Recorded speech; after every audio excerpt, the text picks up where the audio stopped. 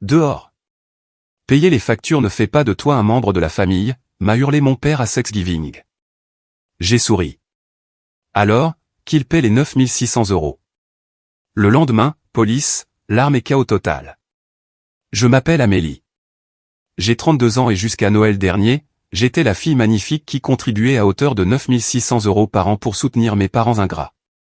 Ce soir-là, après que mon père m'a rejeté à table devant toute notre famille, je suis rentré chez moi et j'ai systématiquement annulé chaque facture, service et système que je finançais depuis 8 ans. Ce que je n'avais jamais anticipé, c'est le chaos total qui s'ensuivrait au lever du jour. J'ai été élevé dans un quartier de classe moyenne à Reims avec mes parents, Éléonore et Thierry. Dès le début, il y a toujours eu une inégalité dans notre foyer.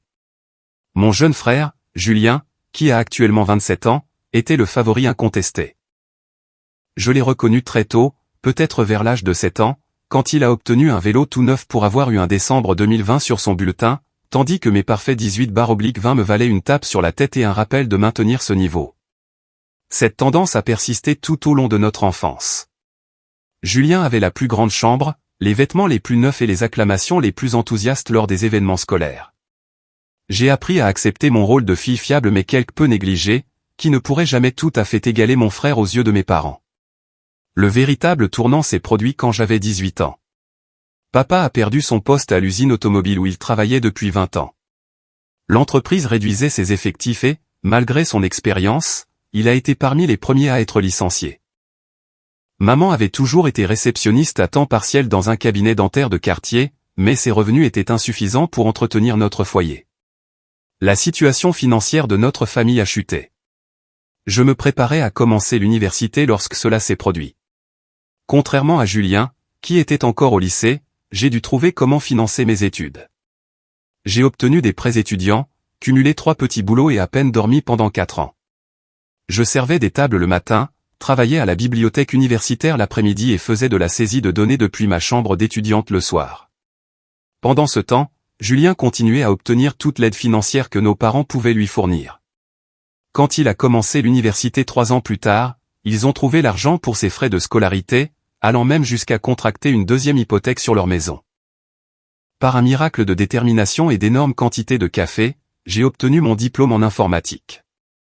6 mois de recherche d'emploi intensive plus tard, j'ai décroché un poste dans une entreprise de technologie en pleine expansion à Lyon. À 24 ans, je gagnais un salaire à 6 chiffres et j'avais enfin l'impression de pouvoir respirer financièrement. C'est à ce moment-là que mes parents ont commencé à appeler plus fréquemment. Au début, c'était juste pour prendre des nouvelles, mais bientôt les discussions se sont tournées vers leurs factures qui s'accumulaient, la possibilité d'une saisie de leur maison et leur fonds de retraite qui diminuait. Je me sentais coupable de les voir en difficulté alors que j'étais enfin à l'aise, alors j'ai proposé de les aider. Ce qui a commencé comme une aide occasionnelle s'est rapidement transformé en soutien financier régulier. En l'espace d'un an, je couvrais leur hypothèque mensuelle de 750 €, 150 € de charges et 500 € pour les mensualités de leur voiture. Mes parents ne m'ont jamais directement demandé d'assumer ces responsabilités de façon permanente, mais il y avait toujours une crise, toujours une raison pour laquelle ils avaient juste besoin d'aide un mois de plus. Finalement, c'est devenu une attente tacite, un devoir plutôt qu'un choix. Pendant ce temps, Julien avait lancé une série d'entreprises, dont aucune ne semblait jamais réussir. D'abord, une entreprise de dropshipping en ligne vendant de l'électronique importée qui a fait faillite après 6 mois. Puis est venue l'idée d'un food truck qui n'a jamais réellement eu de camion. Ensuite, un plan d'investissement en crypto-monnaie qui lui a coûté, ainsi qu'à nos parents, près de 15 000 € de leurs économies. Malgré tout, nos parents sont restés ses plus grands supporters. Julien a juste besoin d'un grand coup de pouce, disait maman. Il a une telle vision. Papa informait fièrement les voisins que Julien était un homme d'affaires, tout en mentionnant rarement ma carrière stable qui, littéralement, maintenait leurs lumières allumées. Ma meilleure amie, Laurine, voyait la situation plus clairement que moi. Nous nous sommes rencontrés à l'université alors que nous travaillions toutes les deux au café du campus et elle avait observé ma dynamique familiale au fil des ans. « Il profite de toi, Amélie », m'a-t-elle dit lors d'une de nos soirées vin hebdomadaires dans mon appartement. « Tu t'en rends compte, n'est-ce pas ? 9600 € par an que tu leur donnes. Et qu'est-ce que tu reçois en retour ? Même pas un merci. C'est ma famille, répondais-je, la justification sonnant plus faible à chaque fois. Qu'est-ce que je suis censé faire? Les laisser perdre leur maison. Laurine secouait la tête, peu convaincue. Il y a une différence entre aider sa famille et être exploité par elle. Je savais qu'elle avait raison, mais le reconnaître signifiait affronter une vérité douloureuse sur les gens qui m'avaient élevé. Au lieu de cela, j'ai continué à payer, espérant une reconnaissance qui n'est jamais arrivée. Il y a eu des moments où leur manque de gratitude était impossible à ignorer. Pour les 60 ans de maman, j'ai dépensé 2000 € pour un week-end à Bordeaux pour elle et papa, avec des billets de théâtre et des réservations dans un restaurant étoilé au Michelin. À leur retour, tout ce que j'ai entendu, c'est comment Julien l'avait appelé le jour de son anniversaire et lui avait écrit la plus belle des cartes. Mon cadeau n'a mérité qu'un bref nous avons passé un bon moment avant que la conversation ne revienne sur la dernière idée de Julien. Puis il y a eu l'urgence médicale de papa l'année dernière. Il a dû subir une opération de la vésicule biliaire et j'ai pris 2 semaines de congé sans solde pour aider à la maison. J'ai cuisiné, nettoyé, les conduit à ses rendez-vous de suivi et géré ses médicaments. À la fin de mon séjour, il se plaignait que j'avais réorganisé son pilulier de la mauvaise manière et m'a dit que Julien l'aurait mieux fait s'il n'avait pas été si occupé avec ses réunions d'affaires. Ces réunions étaient en fait Julien jouant au poker avec ses amis, comme je l'ai découvert plus tard. Plus récemment, le dernier échec commercial de Julien, un service de boxe par abonnement pour jouer pour animaux de compagnie, s'est effondré après seulement 3 mois. Il avait convaincu 2 investisseurs locaux de le soutenir, et il menaçait d'intenter une action en justice lorsque l'entreprise a été dissoute. Mes parents m'ont appelé en panique, suggérant de manière pas si subtile que je pourrais aider ton frère à sortir de cette petite situation. La petite situation m'aurait coûté 10 000 €, que j'ai refusé de fournir. Cela a créé des semaines de froideur et de culpabilisation sur la loyauté familiale. Malgré tout cela, je maintenais un modeste appartement à Lyon, conduisais une voiture de 8 ans et reportais mes propres rêves d'acheter une maison. Mon salon comportait un grand bocal en verre étiqueté fonds d'urgence qui était exclusivement destiné aux besoins imprévus de mes parents. Laurine détestait ce bocal. Elle l'appelait mon bocal de la culpabilité et suggérait que je dépense plutôt cet argent en thérapie pour découvrir pourquoi tu les laisses te traiter comme un distributeur automatique de billets sur pattes. Avec le recul, j'aurais dû l'écouter plus tôt. 2 semaines avant Noël, j'ai terminé la direction d'un projet majeur au travail. Notre équipe avait lancé avec succès une nouvelle plateforme logicielle pour un client de premier plan et le PDG nous a personnellement félicités. Au-delà de la reconnaissance professionnelle, ce succès s'est accompagné d'une prime de fin d'année substantielle.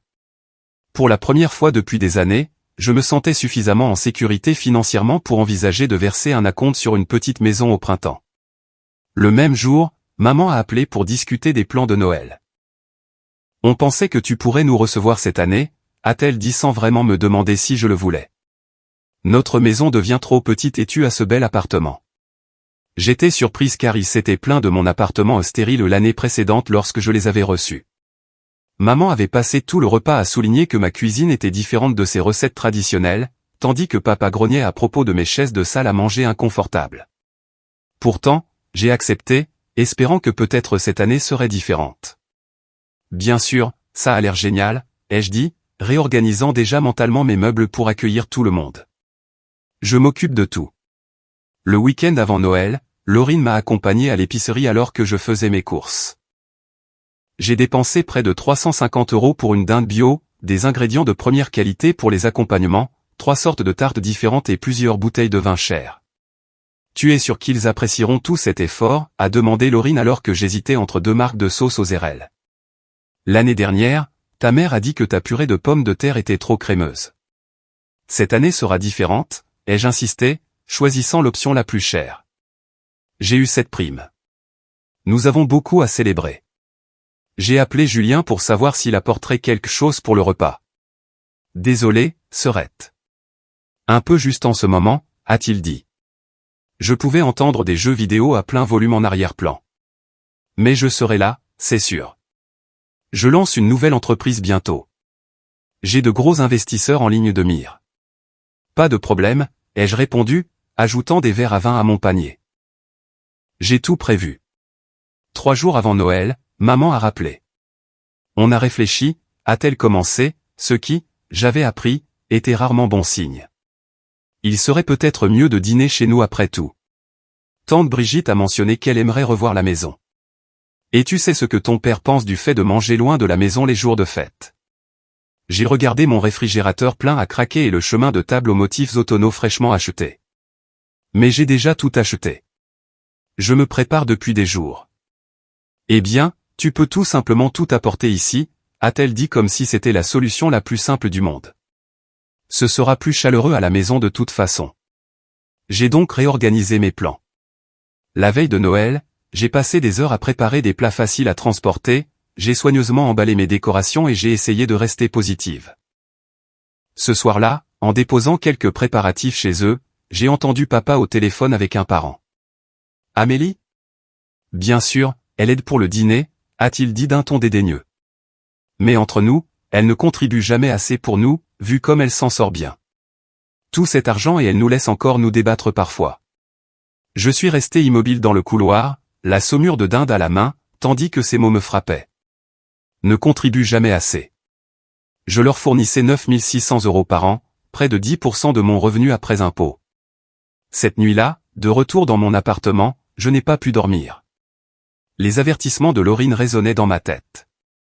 Avait-elle raison ? N'étais-je devenu rien d'autre qu'une ressource financière pour ma famille ? J'ai envisagé de fixer des limites, mais je m'inquiétais des conséquences. Et s'ils avaient vraiment besoin de moi ? Et que je ne pouvais tout simplement pas le voir à travers mes sentiments blessés. Le matin de Noël est arrivé avec un ciel couvert et une légère neige, assortie à mon humeur incertaine. J'ai chargé ma voiture de contenants de nourriture, d'une boîte de décoration et de bouteilles de vin cher. Le trajet jusqu'à la maison de banlieue de mes parents a duré 40 minutes, pendant lesquelles j'ai pratiqué des affirmations positives. Aujourd'hui sera différent, me suis-je dit. Ils reconnaîtront tout ce que je fais pour eux. Ils m'apprécieront. Je me suis garé devant la modeste maison de 3 chambres avec un revêtement légèrement décoloré, dont l'hypothèque était prélevée sur mon compte en banque le 1er de chaque mois. Prenant une profonde inspiration, j'ai attrapé la première tournée de sac et me suis dirigé vers la porte, espérant que ce Noël apporterait enfin la reconnaissance que je cherchais depuis si longtemps. J'ai frappé à la porte de la maison de mes parents, les bras chargés de sacs de course. Papa a ouvert après mon 3e coup, jetant à peine un regard au sac lourd qui tirait sur mes bras. « Tu bloques l'allée » a-t-il dit en guise de salut. « Julien devra se garer là quand il arrivera. »« Bonjour à toi aussi, papa » ai-je répondu, me faufilant à l'intérieur. « Je la déplacerai après avoir tout déchargé. » Il m'a regardé de haut en bas. « C'est une nouvelle voiture, ça ? Ça a l'air bien chic pour quelqu'un de ton âge. » La voiture chic était une berline de milieu de gamme, le premier véhicule neuf que j'avais acheté dans ma vie d'adulte après avoir conduit ma voiture d'étudiante jusqu'à ce qu'elle tombe littéralement en panne sur l'autoroute. Je l'avais achetée il y a 2 mois, après 8 ans à conduire une voiture avec une climatisation défaillante et une portière passager qui refusait parfois de s'ouvrir. Oui, j'avais besoin d'une voiture fiable pour le travail, ai-je expliqué, sans savoir pourquoi je ressentais le besoin de justifier mon achat. Maman est sortie de la cuisine, s'essuyant les mains sur un torchon. Ses yeux se sont écarquillés en voyant ma tenue, une simple robe pull bordeaux que j'avais achetée spécialement pour l'occasion. « Eh bien, regarde-toi toute pomponnée » a-t-elle dit avec un sourire pincé. Certains d'entre nous cuisinent depuis 6 heures ce matin, alors on n'a pas eu le temps pour tout ça, a-t-elle ajouté en faisant un vague geste vers mon maquillage minimaliste et mes cheveux coiffés. J'ai tout apporté, préparé et prêt à cuire, ai-je dit en soulevant les sacs, y compris la dinde de 10 kg dont nous avions parlé. Le four est à toi, a-t-elle répondu. Bien que j'ai déjà commencé ma farce traditionnelle. Tu sais que ton père n'aime que ma recette. J'ai passé les 2 heures suivantes à prendre possession de la cuisine, à organiser les plats et à tout minuter pour que ce soit prêt à 15 heures, l'heure à laquelle nous avions convenu de manger. Par l'embrasure de la porte de la cuisine, je pouvais voir maman et papa regarder un match de football, commentant occasionnellement les actions, mais n'offrant jamais leur aide. À 13h30, la sonnette a retenti. J'ai entendu des salutations enthousiastes et le rire éclatant de mon frère. Julien était arrivé, à en juger par le son, il recevait un accueil de héros. Le voilà, s'est exclamé papa. L'homme du jour. Je me suis essuyé les mains et suis entré dans le salon pour voir Julien être étreint avec enthousiasme par nos 2 parents. Il n'avait rien apporté d'autre que lui-même, et pourtant ils agissaient comme s'il avait livré le festin entier. « Salut, sœurette » a-t-il dit en me remarquant enfin. « Ça sent bon.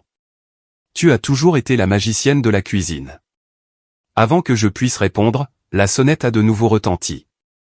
C'était tante Brigitte, oncle Georges et la cousine Nathalie, la seule famille élargie à se joindre à nous cette année. Ils sont entrés bruyamment avec des bouteilles de soda et une bûche de Noël achetée en magasin qui a reçu des louanges effusives de ma mère. Amélie est dans la cuisine, leur a dit maman en prenant leur manteau. Elle a insisté pour tout cuisiner elle-même cette année. Tante Brigitte s'est dirigée vers la cuisine et m'a donné une accolade chaleureuse. Besoin d'un coup de main, ma chérie? On dirait que tu as une sacrée opération en cours ici. Sa gentillesse m'a presque fait pleurer après des heures de travail en solitaire. En fait, si tu pouvais m'aider à mettre la table, ce serait formidable. Alors que nous disposions la belle vaisselle que j'avais lavée plus tôt, elle était poussiéreuse à force de ne pas servir. Tante Brigitte a parlé de son jardin communautaire et des cours de Nathalie à l'université. C'était la première conversation agréable que j'avais eue depuis mon arrivée.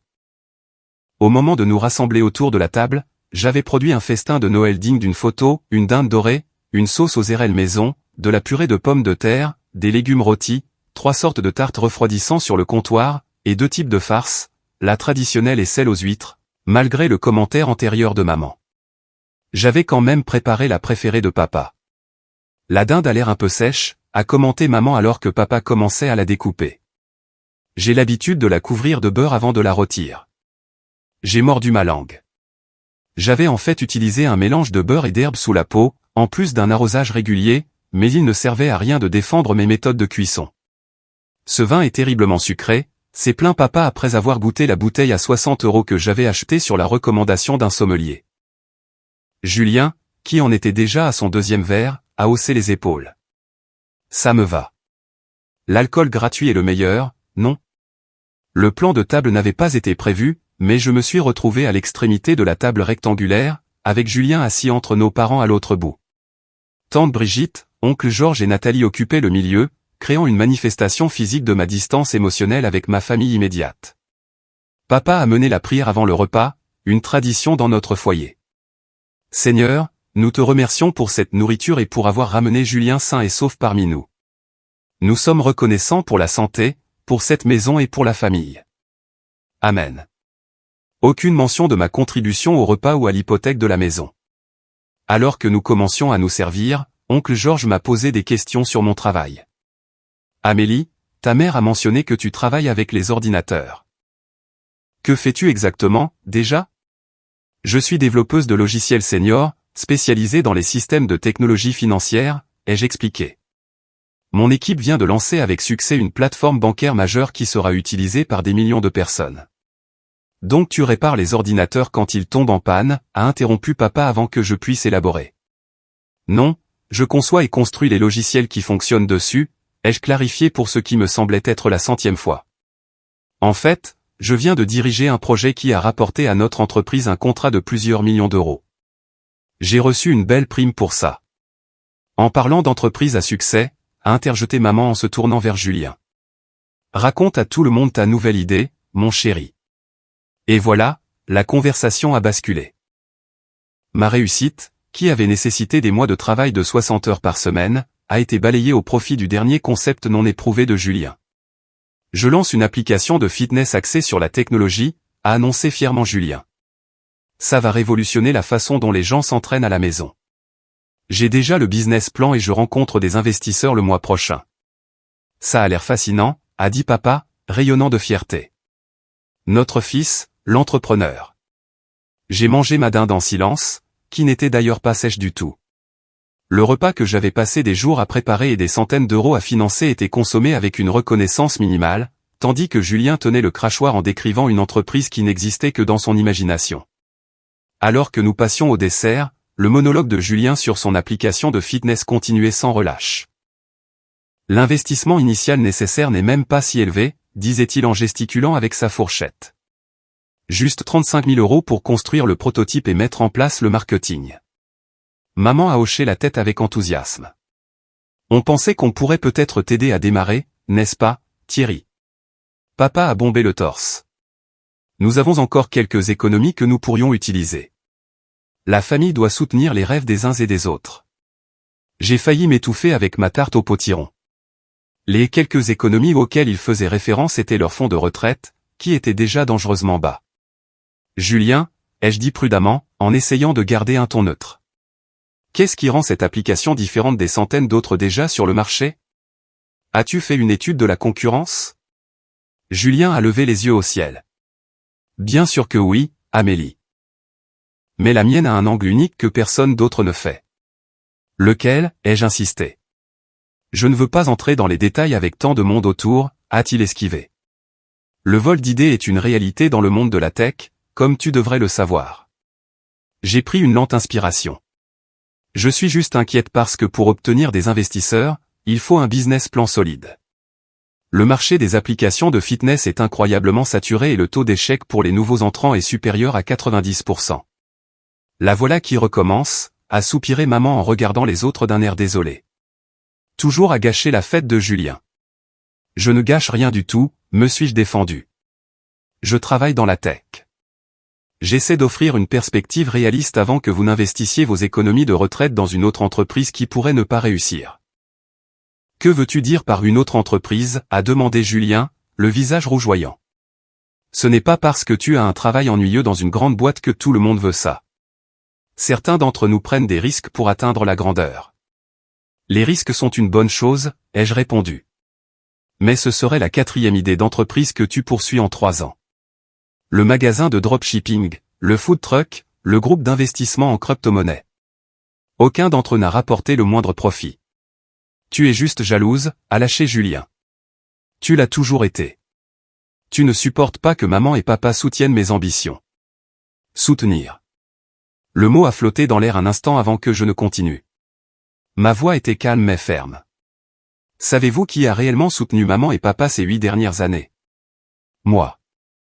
Leur hypothèque, leurs charges, les mensualités de leur voiture, tout ça. 9 600 € par an.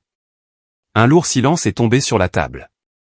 Tante Brigitte et oncle Georges ont échangé des regards gênés. Nathalie est soudainement devenue très intéressée par sa tarte. Amélie, a dit papa, sa voix dangereusement basse. On ne discute pas des finances familiales devant les invités. Je suis désolé, mais je pense que c'est pertinent quand vous parlez d'investir de l'argent que vous n'avez pas dans l'entreprise de Julien, ai-je répondu. Si vous mettez vos économies là-dedans et que ça échoue, qu'adviendra-t-il de votre retraite? Qui pensez-vous finira par combler le manque à gagner? Nous avons toujours soutenu nos 2 enfants, a dit maman sur la défensive. Financièrement, ai-je demandé. Parce que je me suis payé mes études avec 3 boulots et des prêts que j'ai remboursés moi-même, pendant que Julien avait ses frais de scolarité couverts. Ce n'est pas juste, a protesté faiblement maman. Ce qui n'est pas juste, c'est que je paie vos factures depuis près d'une décennie avec à peine un merci, tandis que Julien est loué pour des idées qui ne se matérialisent jamais, ai-je dit, me surprenant moi-même par ma franchise. Si vous investissez dans cette application et perdez cet argent, je veux que vous compreniez que je ne pourrai peut-être pas augmenter mon soutien pour compenser. Papa a frappé sa main sur la table, faisant sursauter les assiettes. Son visage était devenu d'un rouge dangereux. Sors d'ici, a-t-il crié. Payer des factures ne fait pas de toi un membre de la famille. Comment oses-tu nous jeter ton aide financière à la figure? Personne ne t'a demandé de payer nos factures. La pièce est redevenue silencieuse. Même Julien semblait choqué par l'explosion de papa. Thierry, a commencé tante Brigitte, mais papa l'a interrompu d'un geste de la main. Non, j'en ai marre de son complexe de supériorité, a-t-il continué, de venir ici, de tout critiquer, d'agir comme si elle maintenait cette famille à flot. On s'en sortait très bien avant qu'elle ne commence à aider, et on s'en sortira très bien si elle arrête. Maman s'est penchée et a chuchoté assez fort pour que tout le monde entende. Tu es juste jalouse de ton frère. Tu l'as toujours été. Je suis resté parfaitement immobile, un étrange calme envahissant. 8 ans de soutien financier, de sacrifice, de rêve, d'espoir de reconnaissance, et voilà leur réponse. J'ai posé ma serviette à côté de mon assiette et je me suis levé. Alors, qu'il paie les 9 600 €, ai-je dit doucement, ma voix stable malgré la tempête à l'intérieur. Papa n'avait pas fini. Tu as toujours été difficile, même enfant. Jamais reconnaissante, toujours à tout remettre en question. Tu penses que ton travail prestigieux et ton argent te rendent meilleur que nous. La famille, c'est une question de loyauté, pas de signe d'euro. Julien comprend ça. Toi, jamais. J'ai pris mon sac à main et mes clés de voiture sans répondre. Que restait-il à dire? Si tu quittes cette table, ne te donne pas la peine de revenir, a-t-il ajouté, son ultimatum flottant dans l'air entre nous. Thierry, tu ne le penses pas, s'est levée tante Brigitte. C'est juste un malentendu. Mais je pouvais voir dans ses yeux qu'il le pensait. Ce n'était pas une déclaration faite sous le coup de la colère. C'étaient des années de ressentiment qui trouvaient enfin une voie. Je vais chercher mon manteau, ai-je dit simplement. Alors que je me dirigeais vers le placard, j'ai entendu des chaises racler. Des pas m'ont suivi dans le couloir. C'était Nathalie. Amélie, attends, a-t-elle dit doucement. Tu es en état de conduire? C'était vraiment intense là-dedans. J'ai hoché la tête, retenant mes larmes. Je vais bien. Merci de t'en inquiéter. Ce qu'ils ont dit n'était pas juste, a-t-elle ajouté. Nous savons tous à quel point tu fais pour eux. Je l'ai brièvement étreinte, puis j'ai enfilé mon manteau et suis sorti par la porte d'entrée. Avant de la refermer derrière moi, j'ai jeté un dernier regard à la salle à manger. Maman réconfortait Julien, qui était devenu d'une manière ou d'une autre la victime dans ce scénario. Papa remplissait son verre de vin, les mains tremblant légèrement. Tante Brigitte et oncle Georges étaient assis dans un silence gêné. J'ai fermé la porte et me suis dirigé vers ma voiture chic, les larmes coulant enfin alors que je m'éloignais de la maison pour laquelle j'avais payé toutes ces années. J'ai conduit sans but pendant près de 30 minutes, les larmes brouillant ma vision jusqu'à ce que je m'arrête finalement au parc de la Vesle, un endroit calme le long de la rivière. Le parc était désert le soir de Noël, ce qui me convenait parfaitement. Je me suis assise sur un banc froid surplombant l'eau, essayant de digérer ce qui venait de se passer. Mon téléphone a vibré avec un texto de Laurine. Comment se passe le cirque familial? Au lieu de répondre par texto, je l'ai appelée. Quand elle a répondu, je pouvais à peine parler à travers mes sanglots. Amé, qu'est-ce qui s'est passé? Tu vas bien? Sa voix était pleine d'inquiétude. Entre des respirations tremblantes, j'ai raconté la confrontation, les mots cruels de papa et mon départ abrupt. Où es-tu maintenant? A-t-elle demandé. Au parc de la Vesle. Reste là. Je viens te chercher. 20 minutes. Fidèle à sa parole, la voiture de Laurine s'est garée 18 minutes plus tard. Elle avait quitté son propre Noël en famille pour venir à ma rescousse. Elle s'est assise à côté de moi sur le banc, a mis son bras autour de mon épaule et a écouté pendant que je complétais les détails que j'avais été trop ému pour expliquer au téléphone. Je suis tellement désolé, Amé, a-t-elle dit quand j'ai fini. Mais honnêtement, je suis aussi soulagé. Soulagé. J'ai essuyé mes yeux avec le mouchoir qu'elle m'a offert. Oui, il fallait que ça arrive. Ils profitent de toi depuis des années, et tu les laisses faire parce que tu continues d'espérer qu'ils se transformeront soudainement en parents aimants et reconnaissants. Elle m'a serré l'épaule. Certains parents ne sont tout simplement pas capables de ça. Alors, qu'est-ce que je fais maintenant, ai-je demandé, me sentant perdu. D'abord, on va prendre un café et on établit un plan. Ensuite, tu reprends ton pouvoir. Nous sommes allés dans un petit café qui était ouvert ce jour férié. Autour de tasses fumantes, Laurine m'a aidé à voir la situation clairement. Ce n'était pas seulement de l'exploitation financière. C'était des années d'abus émotionnels. La comparaison constante avec Julien, le mépris de mes réussites, l'attente d'un soutien sans gratitude. Tout cela formait un schéma que j'avais été trop proche pour reconnaître. Ils t'ont renié ce soir, a dit Laurine sans détour. Après 8 ans à les soutenir, je pense qu'il est temps que tu les prennes au mot. Quand je suis retourné à mon appartement ce soir-là, un étrange sentiment de calme avait remplacé ma détresse antérieure. Je me suis assise à mon bureau et j'ai ouvert mon ordinateur portable, consultant mes dossiers financiers et créant une feuille de calcul détaillant exactement ce que j'avais payé. Mensualité de l'hypothèque, 750 €. Charges, électricité, eau, gaz, 150 €. Mensualité des voitures, pour les 2 parents, 500 €. Assurance auto, 150 €. Forfait téléphonique familial, 100 €. Internet et câble, 120 €. Service de streaming, 40 €. Dépenses d'urgence mensuelle moyenne, 150 €. Total du soutien mensuel, 1960 €. Total annuel, 23 520 €. Voir les chiffres en noir et blanc était saisissant. Je dépensais près de 24 000 € par an pour mes parents, pas les 9 600 € que j'avais mentionnés au dîner. Ce chiffre ne représentait que l'hypothèque, les charges et les mensualités des voitures, pas les dépenses supplémentaires qui étaient devenues si routinières que je n'y pensais presque plus. En 8 ans, je leur avais donné près de 200 000 euros. De l'argent qui aurait pu m'acheter ma propre maison. De l'argent qui aurait pu être investi pour mon avenir. De l'argent qui ne m'avait valu que du mépris. En regardant la feuille de calcul, une autre prise de conscience m'a frappé. La plupart de leurs systèmes domestiques étaient liés à des comptes que j'avais créés et payés. Leurs services internet, les plateformes de streaming qu'ils regardaient tous les soirs, même le système de sécurité domotique que j'avais installé l'année dernière après un cambriolage chez un voisin. Tout était à mon nom, payé par mes comptes. Un instant, j'ai hésité. Les couper serait une mesure drastique. Mais je me suis souvenu des mots de papa, payer des factures ne fait pas de toi un membre de la famille. Et de l'accusation chuchotée de maman, tu es juste jalouse de ton frère. Mes mains se sont déplacées avec détermination sur le clavier alors que je commençais à annuler systématiquement les paiements et à fermer les comptes. D'abord, j'ai supprimé le paiement automatique pour l'hypothèque du mois suivant, puis les charges, les mensualités des voitures, l'assurance. Pour chaque service, j'ai envoyé un email formel les informant que je ne serais plus la titulaire du compte et que la responsabilité du paiement reviendrait à Thierry et Éléonore Martin, avec effet immédiat. Ensuite sont venus les services numériques. J'ai changé les mots de passe de tous les comptes de streaming, puis j'ai retiré leurs appareils de la liste autorisée. Je me suis connecté au système de domotique et j'ai téléchargé une sauvegarde de leurs paramètres avant de supprimer mes informations de paiement. À chaque compte que je fermais, à chaque paiement que j'annulais, je sentais un poids se lever. Ce n'était pas de la vengeance. C'était de la libération.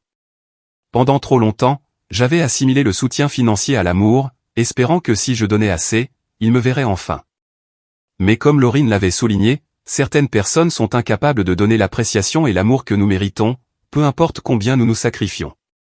J'ai écrit un bref email au service des ressources humaines de mon entreprise pour demander une semaine de congé personnel, citant une urgence familiale. Puis j'ai envoyé un texto à tante Brigitte. Je suis désolé de la façon dont le dîner s'est terminé. Je veux que tu saches que je n'ai aucune rancune envers toi, oncle Georges ou Nathalie.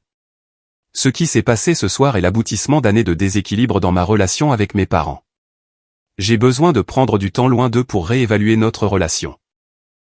À 23h30 ce soir-là, j'avais terminé mon démantèlement numérique du système de soutien que j'avais construit pour mes parents. La dernière étape était le système de sécurité et de domotique. Avec une profonde inspiration, j'ai initié un arrêt à distance, sachant que cela déclencherait une réinitialisation du système et désactiverait temporairement leurs thermostats intelligents, leurs lumières et leurs caméras de sécurité. J'ai éteint mon téléphone, pris le somnifère que je gardais pour les insomnies occasionnelles, et je suis tombé dans un sommeil sans rêve.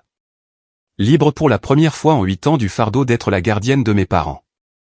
Je me suis réveillé à 9h le lendemain matin, me sentant étrangement légère jusqu'à ce que les événements de la veille me reviennent en mémoire. En allumant mon téléphone, j'ai été accueilli par un barrage de notifications. 37 appels manqués, 52 messages textés et de nombreux emails, tous arrivés aux petites heures du matin.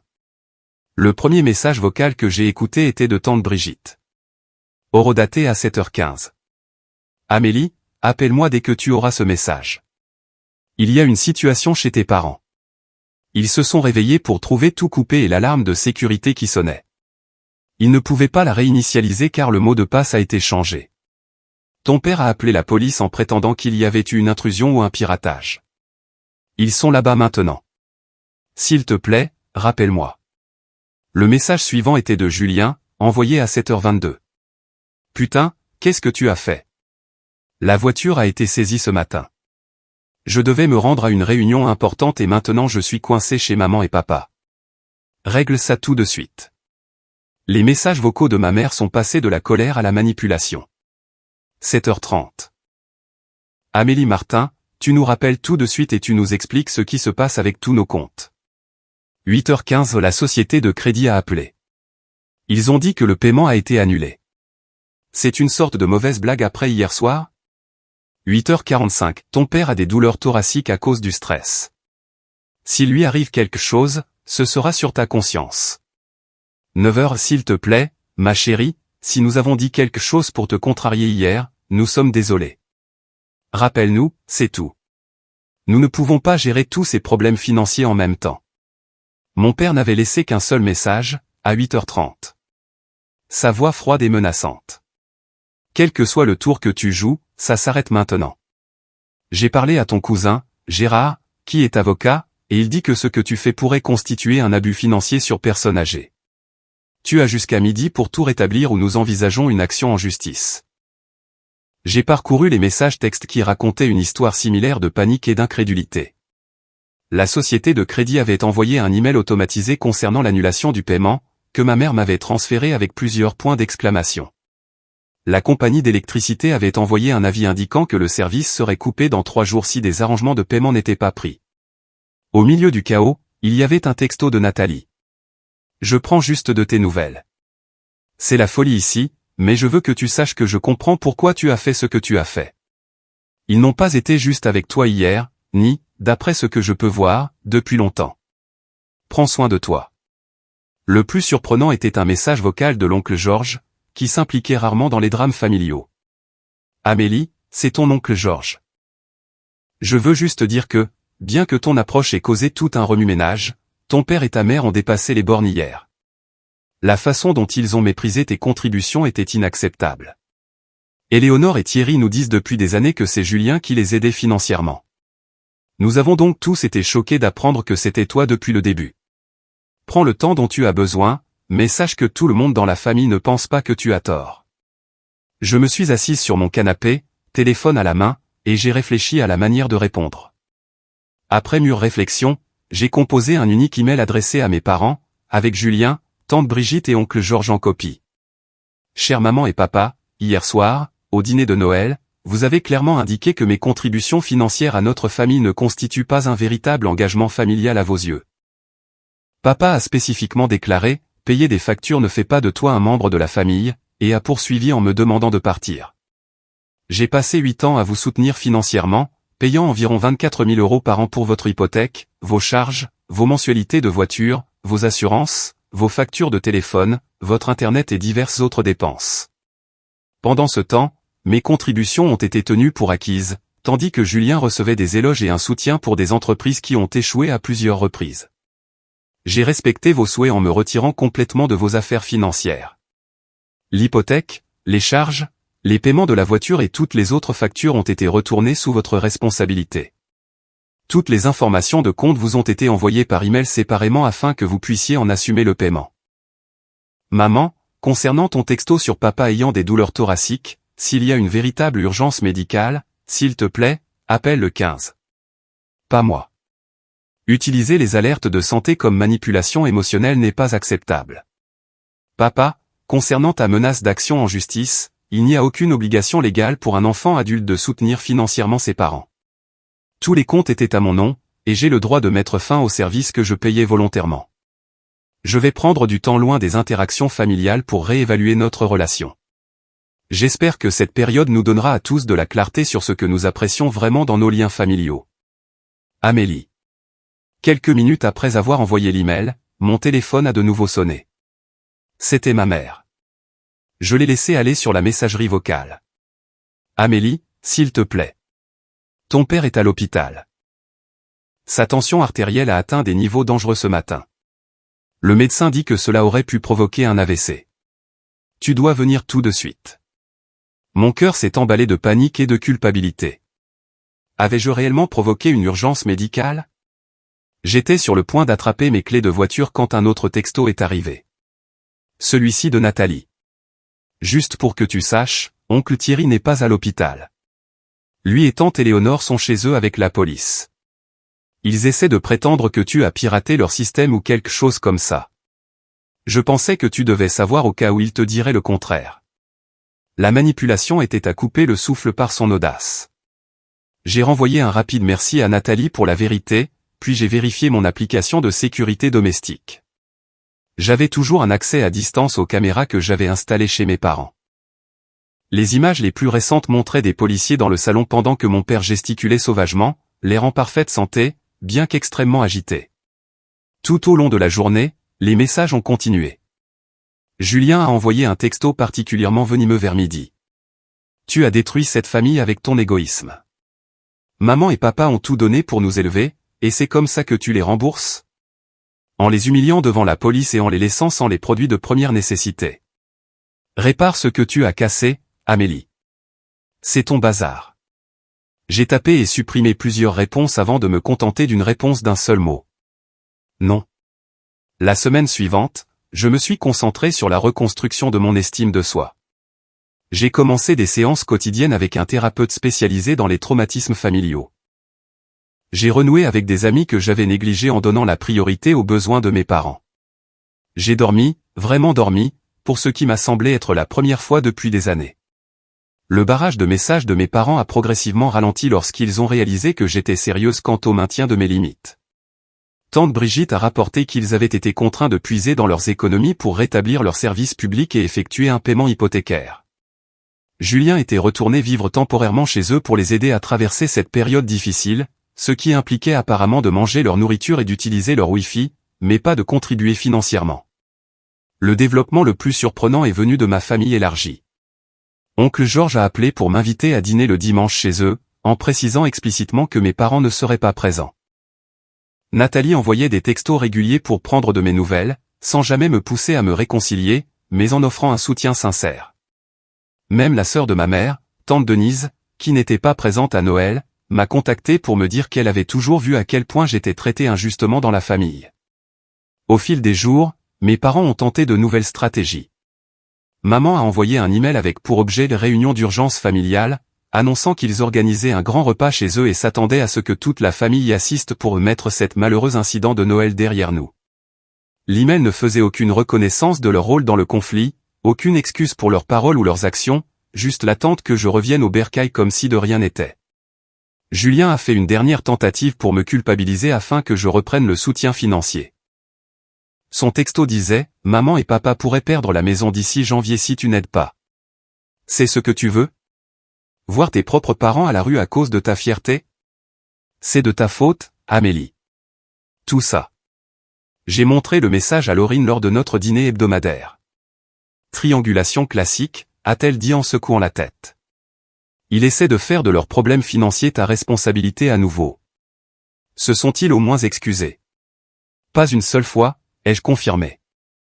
Ils ont exigé, culpabilisé, menacé, et maintenant ils prétendent que rien ne s'est passé. Mais personne n'a jamais dit « Je suis désolé de t'avoir prise pour acquise pendant 8 ans. » Alors tu as ta réponse, a répondu Laurine. Ils t'ont montré exactement qui ils sont et ce que tu représentes pour eux. Crois-les. 6 mois après ce Noël fatidique, ma vie s'est transformée d'une manière que je n'aurais jamais imaginée. J'ai déménagé dans un nouvel appartement dans un immeuble sécurisé dont ma famille n'a pas l'adresse. L'argent qui allait autrefois au soutien de mes parents finance maintenant un compte d'épargne d'urgence confortable et les débuts de ma propre entreprise, une société de conseil en développement web que je gère le week-end. Le chemin n'a pas été facile. En janvier, j'ai rejoint un groupe de soutien pour les enfants adultes de parents émotionnellement abusifs. Entendre d'autres partager des histoires similaires m'a aidé à comprendre que ce que j'ai vécu n'était ni normal ni acceptable. Ce n'était pas mon échec en tant que fille, mais l'échec de mes parents à apprécier la fille qu'ils avaient. Mon processus de guérison comprenait des activités spécifiques recommandées par mon thérapeute. J'ai commencé à tenir un journal quotidien, déversant des années de sentiments refoulés sur les pages. J'ai pratiqué la méditation pour calmer l'anxiété qui montait en flèche chaque fois que mon téléphone sonnait. Je me suis mise à l'escalade, trouvant quelque chose d'autonomisant à gravir des murs et à surmonter des obstacles par ma propre force. Par l'intermédiaire de tante Brigitte, j'avais occasionnellement des nouvelles de mes parents. Ils avaient été contraints de réduire leur train de vie, vendant leur maison et déménageant dans un logement locatif plus petit. Papa a trouvé un travail à temps partiel comme agent de sécurité, son premier emploi en plus d'une décennie. Maman a augmenté ses heures de réceptionniste au cabinet dentaire. Il se débrouillait, s'adaptant à la vie sans le filet de sécurité que j'avais fourni pendant si longtemps. L'application de fitness de Julien ne s'est jamais matérialisée. Sans la capacité de mes parents à financer ses entreprises, il avait pris un emploi dans un magasin d'articles de sport. Selon Nathalie, il vivait toujours avec nos parents et se plaignait constamment que j'avais tout gâché. Début avril, j'ai reçu une carte de vœux par la poste, avec des mois de retard. À l'intérieur se trouvait un message générique de mes parents avec une note manuscrite. Nous organisons un grand repas à 16 h cette année. Le passé est le passé. La famille devrait être ensemble pour les fêtes. Aucune reconnaissance de ce qui s'était passé, aucune excuse, juste l'attente que je reprenne ma place dans leur vie comme si rien n'avait changé. J'ai envoyé une réponse polie mais ferme. Merci pour l'invitation. Je ne serai pas présente cette année. Je vous souhaite le meilleur à tous les deux, mais je suis encore en train de guérir des événements de Noël et des années de déséquilibre dans notre relation. Peut-être qu'à l'avenir, nous pourrons reconstruire une connexion plus saine, mais cela nécessiterait une reconnaissance des blessures passées et un engagement au respect mutuel à l'avenir. Ils n'ont jamais répondu. Pour le premier anniversaire de mon indépendance financière vis-à-vis de ma famille, je me suis offert un week-end à Bordeaux, séjournant dans le même hôtel où j'avais autrefois envoyé mes parents pour l'anniversaire de maman. L'ironie ne m'a pas échappé, alors que je profitais du luxe que je n'avais auparavant financé que pour les autres. Toutes les relations familiales n'ont pas été perdues après Noël.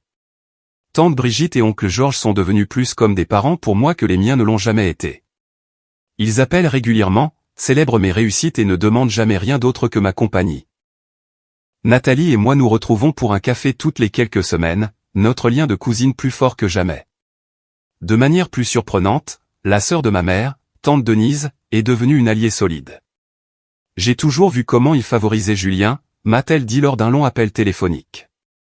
J'ai essayé d'en parler à Éléonore il y a des années, mais elle n'a rien voulu entendre. Je veux que tu saches que certains d'entre nous ont toujours vu ta valeur, même quand eux ne le pouvaient pas. J'ai même recommencé à sortir avec quelqu'un, chose que j'avais mise en suspens pendant que je gérais la crise financière de ma famille. Michel, un architecte bienveillant que j'ai rencontré par un ami, comprend la complexité familiale. Lors de notre 3e rendez-vous, lorsque j'ai nerveusement expliqué ma rupture avec mes parents, il a tendu la main par-dessus la table et a dit « La famille, ce n'est pas seulement ceux avec qui tu es né. Ce sont ceux qui te traitent comme si tu comptais. » En repensant à cette nuit de Noël, je réalise maintenant que lorsque mon père m'a renié à table, il m'a rendu un service inattendu. Il m'a libéré de la prison des attentes irréalistes et du don sans fin que je m'étais construite. En me détournant de la famille qui ne pouvait pas m'apprécier, j'ai trouvé la force de construire une vie qui le fait. La leçon la plus profonde que j'ai apprise est que la vraie famille n'a rien à voir avec le soutien financier ou l'obligation. La vraie famille vous voit, vous apprécie et vous aime sans condition. Parfois, cela inclut les personnes avec qui vous partagez de l'ADN, et parfois non. La décision la plus difficile mais la plus importante que j'ai prise a été d'accepter cette vérité et d'agir en conséquence. Aujourd'hui, je ne suis ni le distributeur automatique sur lequel mes parents comptaient, ni la fille inférieure, toujours dans l'ombre de Julien. Je suis simplement Amélie, construisant une vie selon mes propres termes, entourée de personnes qui montrent leur amour non pas par des exigences, mais par le respect et la gentillesse.